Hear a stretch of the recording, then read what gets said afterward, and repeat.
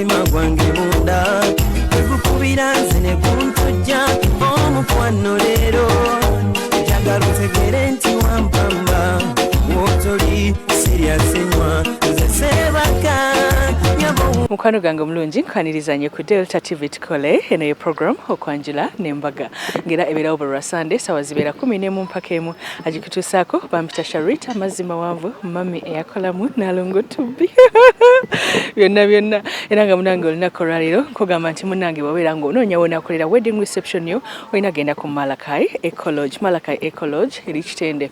Malakai Ecolodge nungi nnyo era nga tugamba nti sookolerawo graduation party okola reception y'embaga n'okolerawo honeymoon kwega buli kapate konna kulowoozaako ogenda ku Malakai Ecolodge buli kyakulyawo ekiri pizza, chicken, fish, bijuices ebyenjawulo bino biri ku Malakai Ecolodge ekitende. Esimu yaabwe kweri osobola okubakubira negamba nti nze enviiri ne makeup abankolako be ba Sharita's by the World era nga Sharita's by the World etegeka omukolo gwo gwonna mu lunaku lumu. Tulina gowns, changing dresses, maize dresses, gomesi z'abagole ezipangisibwa, tulina video n'ebifaananyi, cake decoration. Omukolo gwonna jangu okutukaase gwe weesirikire ate nga munaye mwabagala okusoma enviiri July intake tukyagenda maaso n'okwaniriza abaana mujja musoma ebyenviiri osobola okubeera nga teweetandikirawo omulimu ate era nga ne betubeera tumaliriza okusomesa tubafunira ne ku mirimu kasita obeera ng'obadde weeyisa bulungi ojja n'ofuna fomu yaffe ya 15 okusoma kutandikira ku mitwalo 10.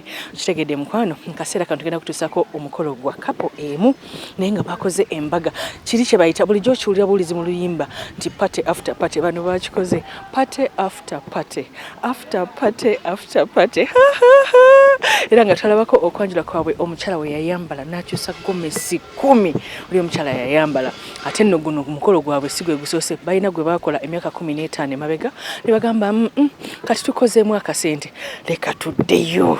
Dadi n'agamba kangende ewa mami mbeebaze buto omuntu anfumidde emyaka 15 ate buli kyangambira naye ebintu bitambula kanzireyo mbeebaze. Ne baddamu ne bakola okwanjula kati ku luno embaga bakoze nga ya buli lunaku kumala wiiki namba ekyo waliwo kisanzeewa bano bwe bakisoose n'ekyo mu kaseera kano tugenda kubeera nga tutandika n'akasiki kaabwe nga batandise nakusiibula bazadde amuno okwongera okuddamu okubeebaza abazadde abazaala omugole omukyala era ng'omukolo guno gw'akasiki gwabaddemu okusaba omukyala n'ayambala engoye era n'akyusa n'aleeta n'abayimbi ne balya emmere bakoledde wali ematuga mu maka era abagole bano gwe baazimbira bazadde baabwe kwegamba kyabadde kikale kankutuuseeko akasiki kaabwe akasoose ak'abazadde ate oluvannyuma nkomyewo kuleetera ate akasiki akalala nako akabadde ng'embaga tuba ku Delta TV tukole nze Sharita mazima wanvu ndikutimba nju yonna kwasoka era kwasemba yo my boo my lover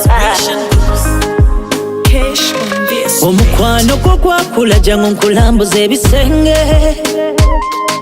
muwale timozabula naye romasi ndikabenye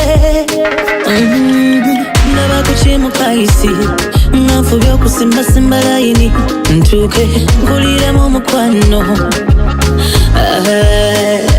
naye onsombya buti ontekamu matiga wakati kyokka walemera ku sini celebrity boyfriend ndaba kukimalayika guno omukwano gunjokyanga hotikawa osute my dokita zikakananga ndabe wange my flower ndaba kukimalayika guno omukwano gunjokyanga hotikawa osute my dokita zikakananga ndabe wange my flower ntesa nti nomala okikola my daddy akaseera konna nze ndikanotinga mu diary n'obufaananyi mugalabe ndikutimba nju yonna wasooka era kwasembayo my boo my lover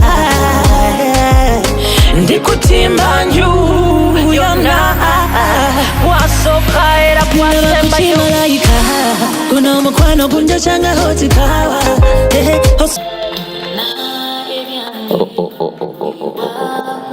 bino byotambula osobola okubiddamu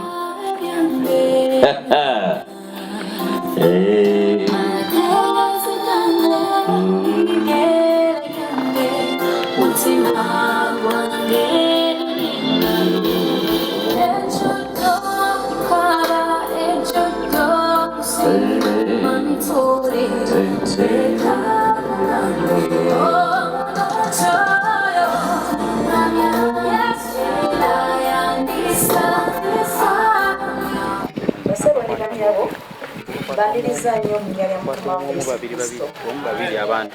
Okujja olw'omukolo gw'omwana waffe ono ku kasike kano nga tuza okusigula omwana waffe. Ekitiibwa kijjire Mukama.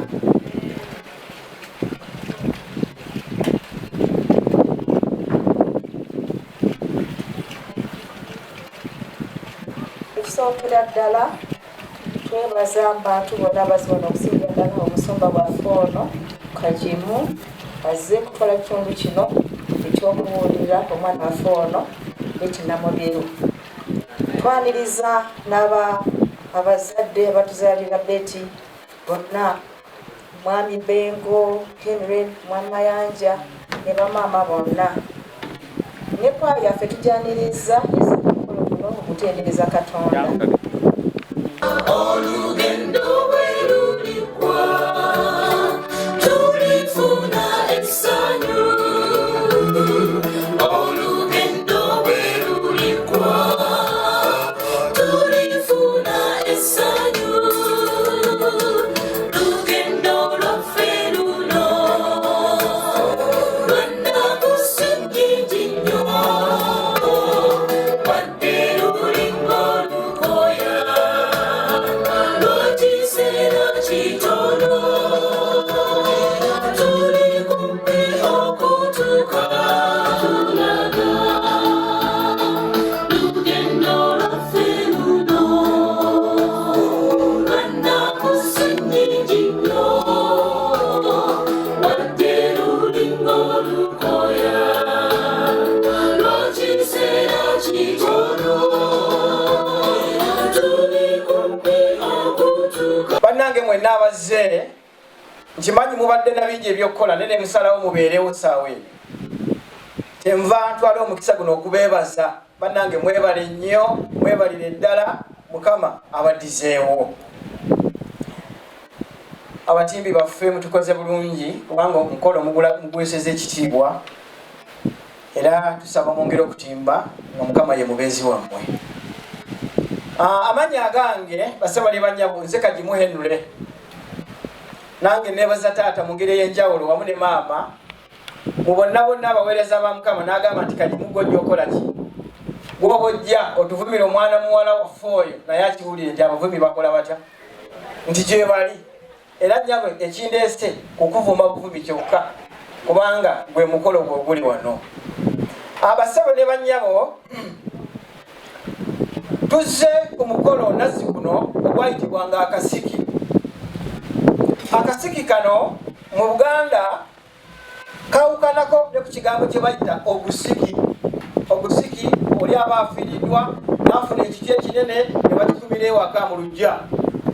Naye akasiki kayitibwa akasiki kubanga kategekebwanga okubeerawo nga balina ebigambo bye bategeeza omwana omuwala oba omulenzi ng'agenda ku buvunaanyizibwa oba obufumbo kubanga buba buwanvu bwa bulamu bwonna. Balina okumuwa ebigambo ebinamugumya asobole okubeera omuwanguzi. Era maama kyekindeese teweeraliikirira. Akasiki kano taata, maama, senga oba kojja babeerangawo ne muwala waabwe oba n'olulenzi lwabwe nga bababuulirira eno be baseesa mu kyoto nga bakozesa obuku obutono kye bava bakayita akasiki. Era kati gwe bwobanga oli wano nga twafuna mukisa nsaba okkirize oddeyo munnange mukole akasiki bakubuulirire kubanga obufumbo bw'olimu oba bwasuubira okufuna bwalubeerera emirembe miki. Era wetegereza abantu abafuna omukisa ogwo bawangaala nnyo mu bufumbo ne butabeera bufumbo wabula ne bubeera obufumbo.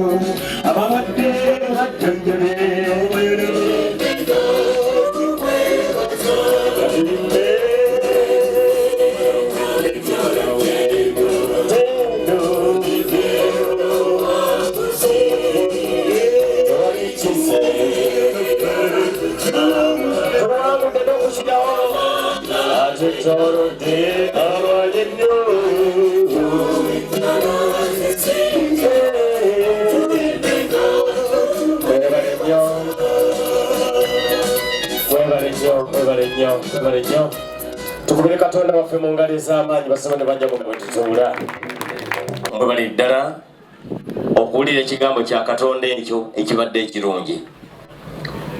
Omuganda agamba nti baba babuulirira owaabo nga n'owakyatega okutu webale nnyo.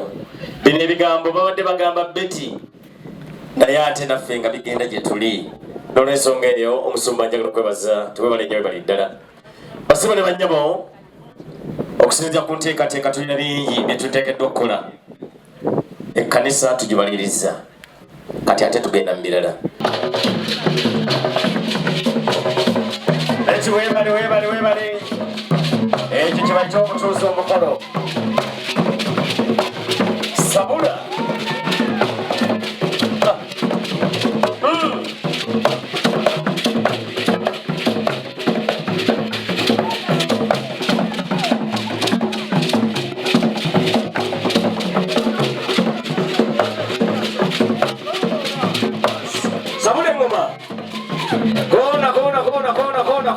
kona.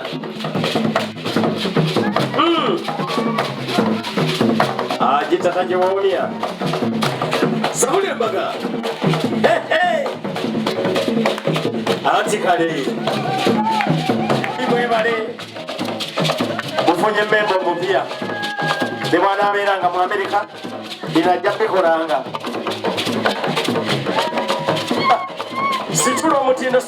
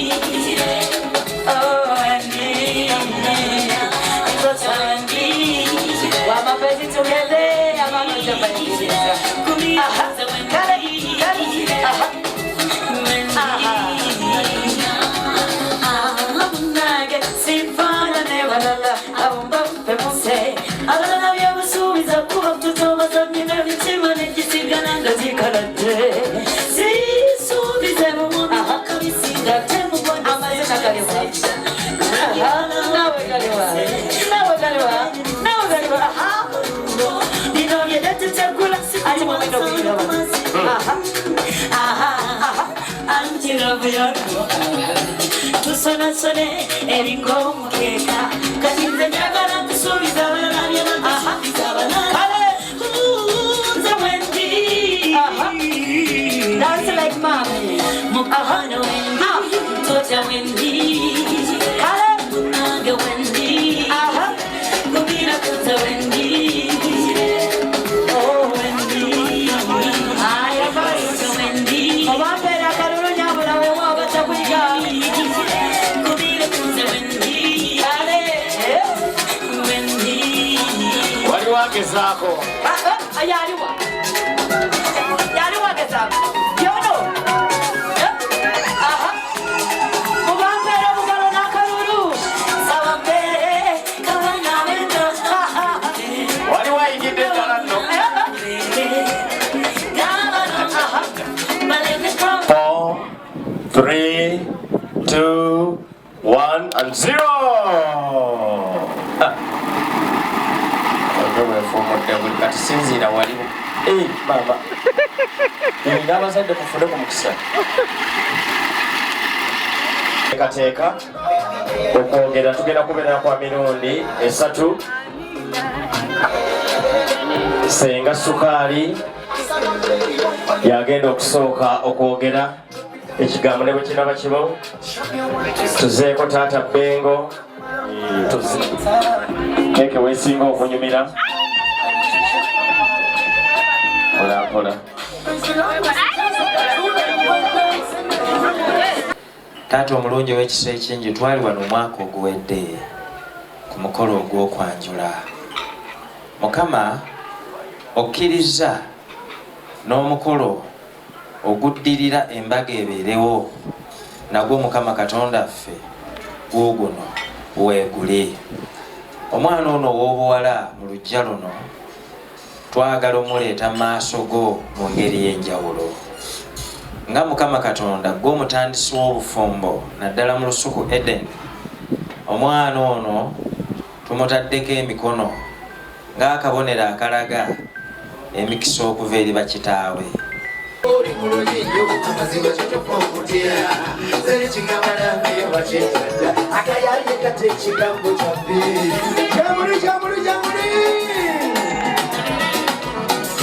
kati sikyogera wabula nkola bikola kweyonofuna naye onyumya nnyo bunange funyemu ekikyamunsi nekiyiza olaba kiyinza okunzikakanya sikugambye ekigambo yate naye laba nafuka ekinde kalo amaso labe sesinganawo manye ondeka kuva bino byenekosa bikola kuba nabatiye abayo mujakizina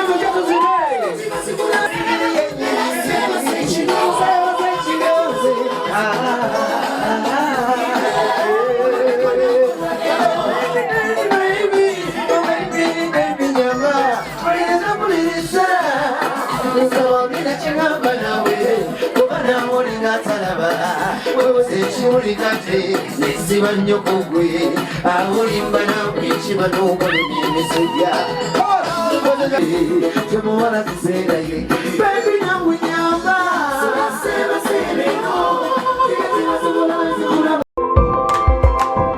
okyalaba okwanjula n'embaga